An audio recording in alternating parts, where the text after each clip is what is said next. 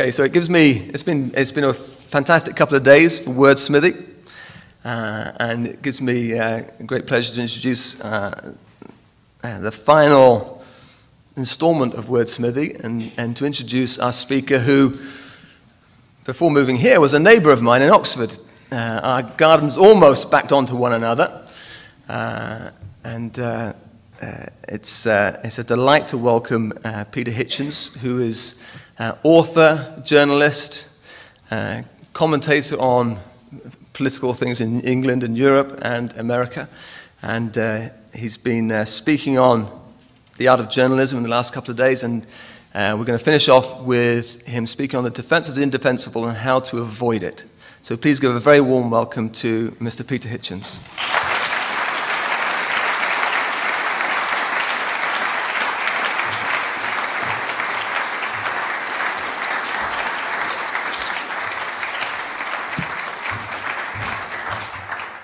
Thank you so much. There were no border disputes, fortunately.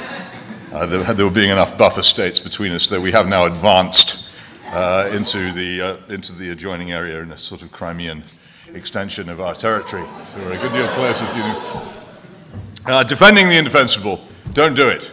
It is a grave danger in the modern world, and it's a sort of pronged defense onto which the enemy will wish to lure you. This is an almost wholly political address which I propose to give you, but it obviously has a very strong Christian undertone, which I hope will become apparent during what I say and any exchanges we have afterwards. But it is most fundamentally about the huge problem which we now have with Russia.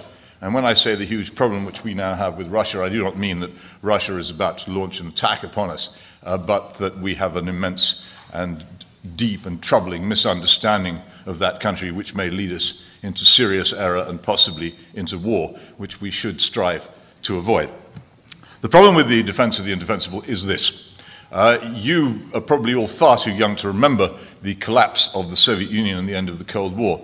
But there was a particularly memorable moment in it which struck me very strongly, because I was one of those really against whom these words were aimed. When Mikhail Gorbachev began to dismantle the Soviet Union and Soviet communism, many people, including me, did not believe that he really meant to do what he claimed to be doing. We thought that it was some sort of fraudulent attempt to disarm us morally so that we would be enfeebled in any coming conflict. And it was a reasonable supposition to make. Communist countries are not necessarily honest. They are devious. They were failing in many other ways to make an impact. It would have been a strategy worth adopting. However, it did become apparent as time went by that Gorbachev, although he probably didn't understand fully what he was doing, did intend actually to dismantle the system of Soviet communism and to withdraw the Soviet Empire from many hundreds of thousands of square miles of territory which it had formerly sat upon heavily with tanks and troops. And there was a press conference given by Mr. Gorbachev's then spokesman, a silky, witty man called Gennady Gerasimov, who eventually became too witty for his own good and was dispatched to be ambassador to Portugal, but at that time was still very, very close to, I'll tell you why in a minute, very close to his leader. And he was besieged during some announcement about perestroika or glasnost by skeptical, particularly American conservative journalists, treating him with total mistrust. And after a while, Gerasimov just smiled and said, "Gentlemen, I am very sorry. I owe you an apology. We have done to you the cruelest thing that anyone could possibly do to his fellow creatures. We have deprived you of an enemy." And it was absolutely true. The Western world, and I do not merely mean the Western world's military-industrial complex and those who benefit from a constant state of preparedness for war, all those who had tried to create, during the era of the Cold War, an atmosphere of mingled menace and patriotism in which it was actually only possible to be a patriot if you engaged also in an ideological struggle against another nation, suddenly faced an enormous, yawning vacuum. What was it that they were in future going to worry about? What was it that they were in future going to persuade the nation to defend itself against? And they strove mightily. I believe at one stage they were reduced to General Noriega of Panama as the substitute for the Soviet Union. Anything would do. The tiny island of Grenada Saddam Hussein, the supposed new Hitler and or Stalin, depending on your political persuasion, and indeed Slobodan Milosevic, the titan of the Balkans, another one of these selected enemies. All failed because none of them was convincing. It is completely impossible to believe that any of these figures or their countries or their ideologies, if they even had any, remotely resembled the enormous power and menace of Soviet communism, which was genuine. And I'm still very much of the view that the Soviet Union, as it was before Gorbachev, was indeed an evil empire. There was no question of it. I visited it. It was a filthy, dishonest, repressive, miserable place. And what was even worse, it believed itself to be good and sought to expand itself into the territory of neighboring nations and crushed and very savagely crushed those within its borders or indeed within its power who challenged it. And we are well rid of it. And let us be absolutely unmistakably certain of that fact. That thing was bad and is over. And I can quite understand why some people might feel an urge to try to recreate something similar. But all this has failed, and for many, many years the failure had become almost a state of normality. And nothing would do. All these substitutes had failed. And indeed, the Saddam Hussein Hitler attempt had not merely ended in farce, but in tragedy as well. People had begun to see that this constant search abroad for enemies, for wars of choice, for enemies of choice indeed, for conflicts of choice, was not doing us or the world any good at all. And then suddenly, whoever it is who thinks of these things had a brainwave. Why not just go back to being terrified of Russia? If you don't know anything about Russia at all, if you don't know anything about the Soviet Union at all, it is perfectly possible to think that they are the same thing. Now, of course, that as a precondition ought to mean that every intelligent, literate, and educated person in the Western world should be completely immune to any attempt to suggest that Russia is like the Soviet Union. However, you will have noticed this is not so. Most of the supposedly intellectual classes, most of the political classes, particularly the media classes, have fallen not merely with idiotic unanimity, but also with great enthusiasm for the idea that Vladimir Putin is the new Stalin and that his Russia is the new Soviet Union. And it has become, in an amazingly short period of time, the conventional wisdom of the foreign policy elite and of everybody who listens to them, and increasingly of the military. There is a man called General Breedlove, who has been let loose by the US military, who's actually been allowed to make amazingly political statements on this subject. Now, I began to wonder what on earth could be done about this. The difficulty with all the other people who I just listed was also that if one began to say, look, actually Slobodan Milosevic isn't what you say he is, people would say, oh, right, you're defending Slobodan Milosevic, or you think that that kind of person is the sort of person we should leave in power. Of course, the answer to that deep down is true. It is because I believe that any sovereign country has the absolute freedom to be left alone by any other sovereign country, and that we have no business intervening in other people's countries, however much we dislike their regimes, and the quality and character of somebody's regime is not the issue as to whether we go to war with them.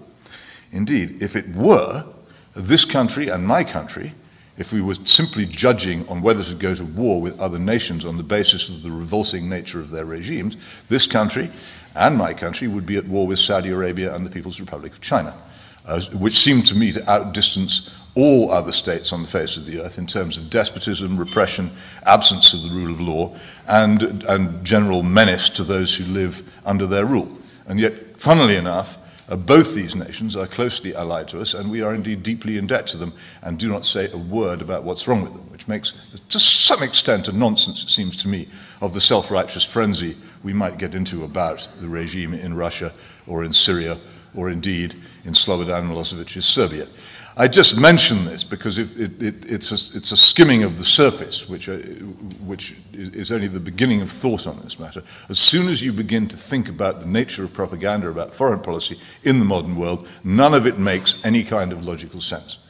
I can offer, after this meeting is over or under questioning, suggestions as to what you might read to put you right on it, but it is straightforwardly, self-evidently to any questioning mind, wrong. And then I thought, how can I, without becoming a defender of the indefensible, without becoming an apologist for Vladimir Putin, who I do regard as a sinister tyrant, and whose internal actions I do believe to have been, in many ways, indefensible in any moral terms, how can I actually connect with a Western audience and explain to them why it is that what they're being told isn't true, and why is it that the task is so difficult?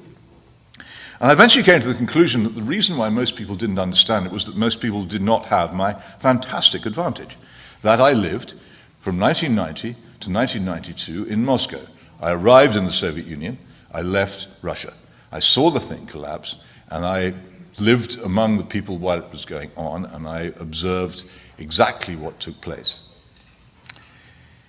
So let me be a little impressionistic. First of all, when I arrived in Moscow, I was extremely anti-Soviet, and I felt that to be anti-Russian was pretty much the same thing.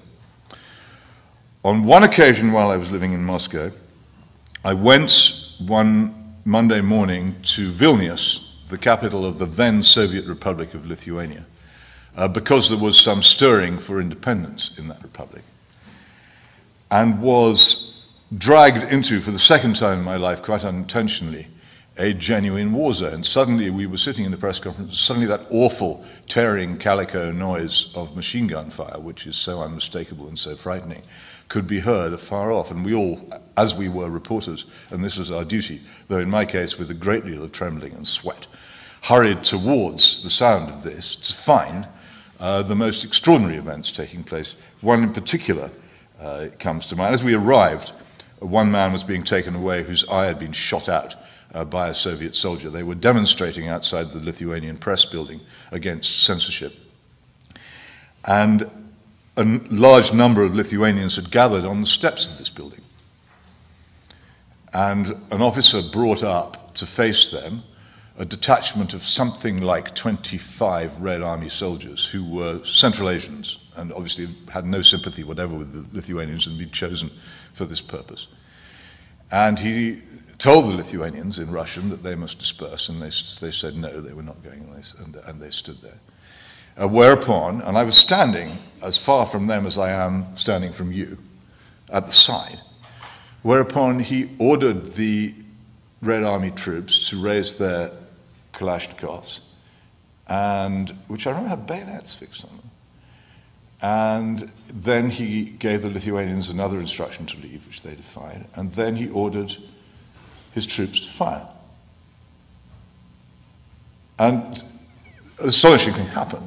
This was an illustration of the demoralization of Soviet power at the time as it happened. They opened fire, and there was a great deal of noise and clouds of smoke. The Lithuanians, I've never seen such courage, simply stood there. And when they realized, before I realized, for obvious reasons, that they had actually been fired on with blanks, they came down the steps and they kicked those Red Army soldiers and beat them until they fled. But this was the nature of what was taking place. Later on that evening, we had all just gone to bed when a huge explosion could be heard at the television tower about 2 miles away, and several of us got into hired cars with Lithuanian drivers and chased the tanks which were heading towards the television tower, there to find quite large numbers of people with serious bullet wounds lying dead, who were later classified by the Soviet authorities, I have to tell you, as traffic accident victims. I can assure you they were not. And again, the people were standing there as bullets flew, completely refusing to do anything. Well, I came back from that event, which was inconclusive, but ended in the independence of Lithuania, in a fury at all Russians, even Russians who up till that point I had regarded as friends. I began to feel extremely hostile to. So do not imagine for any instant that I had become some kind of soppy Russophile as a result of living there, or that I was in that state. But it was only 6-7 months after that that I was in Moscow when the putsch, the August 1991 putsch staged by communist hardliners took place. tanks actually came down my street. There's an extraordinary thing about tanks when they come down the street on a summer morning, which nobody tells you. They turn up a huge amount of dust.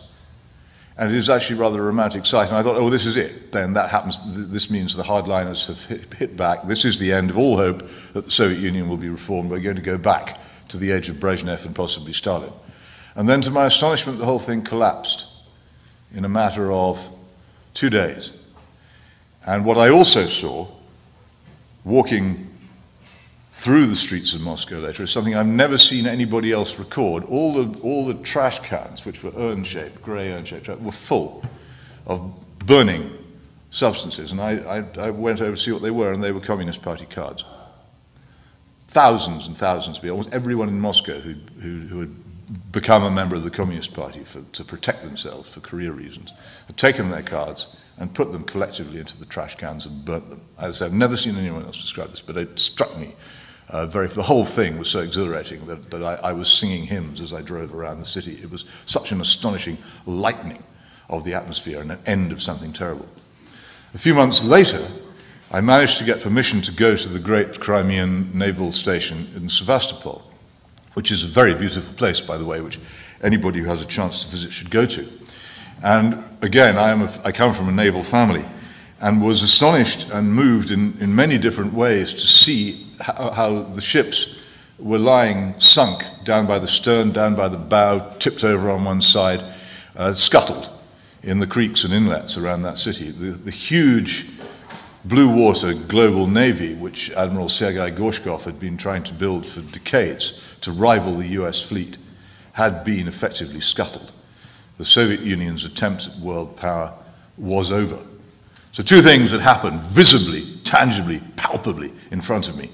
Soviet communism had died, and Soviet global ambition had died. And it seems to me you could not any longer regard Russia as the same place. And the subsequent collapse of Soviet power over the Warsaw Pact countries and over many parts of the Soviet Union, which had previously been sovereign Soviet territory, and indeed in some cases had been sovereign Russian territory before 1917, this collapse of 800,000 square miles of territory given up more or less without a shot between Berlin and Minsk. One of the most enormous peaceful cessions of territory, and an even larger withdrawal from the Central Asian states, which nobody knows anything about, but I do a bit. And the shrinkage of this country to the state it was now in, as well as its abandonment of the old ideology, were just things which seemed to me to be so significant it was impossible to ignore. And then, I have to add, I had learnt something about Russia, which also people who live, as I do, in a small island surrounded by deep salt water, or you who live in a continent with an ocean on one side and an ocean on the other, and Mexico at the bottom and Canada at the top, should be aware of. Russia does not have this blessing. Russia has, in fact, no real defensible physical borders at all. Where you have Mexico and Canada, Russia has China and Germany. And it has also in time had a very great enemy in Poland. The only invasion of the United States which I know of was conducted by my own country in 1814 when we attempted to burn Washington, D.C. and made a rather poor job of it. Russia, by contrast, has been invaded by Poland, by Germany at least twice, by France, by Britain, and of course by the Tatars. And here I come to the sentimental part of this discourse, which is the lovely street in South Moscow called Ulitsa Balsha Ordinka, which means the street of the Great Horde. Now this street is a contradiction of communist Moscow, which is a festival of concrete, which looks very much like the thoughts of Comrade Stalin. Huge concrete blocks and more huge concrete blocks, everything cuboid, everything without detail or love or human scale, gigantism, moronic, brutal, and totalitarian. Balsha Ordinka, by contrast, is full of small, low 19th century classical houses with front gardens decayed in the time that I was there, cracked, neglected, but it was possible to imagine in those houses the sort of people that Tolstoy wrote about living. And halfway along the street, a church with the name of the Consolation of All Sorrows. Russians do very good church names, but I think that's the best of them all. And you could not square this street with the Soviet Union. Add to it the reason for its name. The reason for its name is that this is the road down which the Tatars of the Golden Horde would come every 5 years to collect their tribute. For Moscow is not actually deep in Europe. The Ural Mountains are not really the frontier of Europe. Moscow is the frontier town at the edge of Europe in reality. And in this country and in this culture, there is a very curious fact. Now, many people say silly things about the languages of other countries. There is a story told in Britain, I don't know whether you know it here, it may have been made up by one of our leading politicians, Baroness Shirley Williams, but it may be true, that George W. Bush once informed some British politicians that the French had no word for entrepreneur.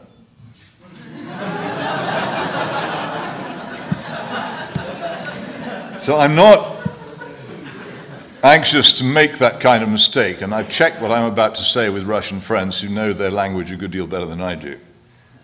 The principal Russian word for safety, and Russian is a word with many synonyms and they use them all, but the word for security and safety generally used in Russia is the word bezopasnost. It actually features in the name of the KGB, the Komitet Gosударственной безопасности, the Committee for State Security. And it is a very strange word because bez, which begins it, is the Russian for without. And so the word for security, bezopasnost, means without danger. The state of danger and risk is regarded by Russians as the natural default state of life. And that is why Russia is so different from us. Also because, imagine, say, for instance, that this country had, on one border, the Middle East, as Russia does, on another border, China, as Russia does, and close to another border, Germany, which has invaded it twice. You might actually have an excuse for having a Department for Homeland Security.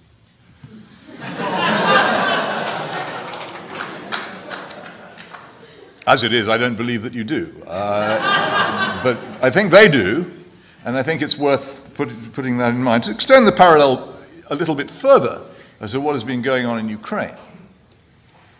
Imagine that the United States had lost the Cold War rather than won it. And imagine that as a result, the territories seized from Mexico in 1848 had to be returned. But that somehow or other you'd managed to do a deal with an expanded Mexico to share San Diego as your principal Pacific naval port, which was the arrangement in Sevastopol until recently. The Russian and Ukrainian navies shared the same harbor and glared at each other across it.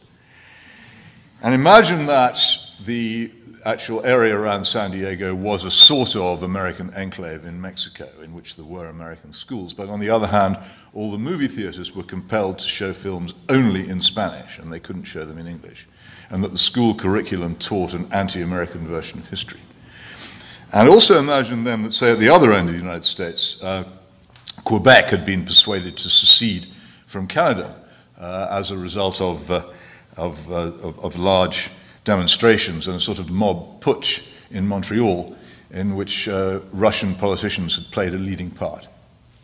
And that the resulting independent state of Quebec had then signed a military and political agreement with Russia and had begun to install Russian military troops. Imagine how the United States might conceivably have reacted to such a move and how long an independent pro-Russian state in Quebec, bordering several of the northeastern states of the United States, would have survived without some sort of intervention. Because that is more or less a mirror image of what has happened in Russia over the past few years. A steady move into what had been turned into neutral territory by Russian withdrawal, by an alliance whose purpose seems to have, an alliance which seems to have no other purpose than to counter a Russian menace which doesn't exist. And when I say it doesn't exist, I think Russia's GDP is far smaller than that of Western Europe. And even with its recently expanded military, its military power is way below that of the NATO powers. It's hugely exaggerated as a military power, even if it wished to expand, which it can't afford to do because it is more or less bankrupt. And it's the mirror image that I've described is one thing, but the mirror image of the truth, which is what we're fed, is the other. Now, why is it?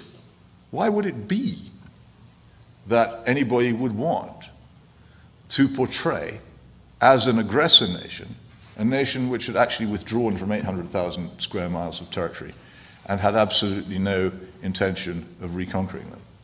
What is going on here? Why do we fall for it? And I would appeal to you, and this is the purpose of what I'm saying, not to get trapped into saying, I think Vladimir Putin is wonderful, or that the internal affairs of Russia are great, because, as I've demonstrated over China and Saudi Arabia, that's not actually what our leaders care about at all. Ask whenever you are pressed and urged and propagandized into believing that we are entering a new Cold War with Russia and there is a Russian threat. Just ask for the details. What is the nature of this threat? How many tanks? How many troops does it involve? What movements are actually taking place which justify this claim? And wonder to yourself why it is that such an immense piece of dishonesty is being perpetrated upon you. And then return to that afternoon, long ago, when Gennady Gerasimov told us that they had done to us the cruelest thing that anyone could possibly do. They had deprived us of an enemy. And now I will tell you what happened to Gennady Gerasimov shortly after that. Again, some of you may remember that the Soviet Union at this time was not proving to be a huge economic success. Indeed, it was collapsing inwardly. But rumors began to spread that Mikhail Gorbachev had been nominated for a Nobel Prize. And at another press conference in the Moscow Foreign Ministry Press Center, Gerasimov was asked, what is this about your president getting a Nobel Prize? What is it for? And he said, well, it's certainly not for economics. And that's how he became ambassador to Portugal. And at that point, I think I would like to invite discussion and questions rather than carry on and going on and on. Otherwise, it will begin to resemble the kind of speech they gave in the Soviet Union.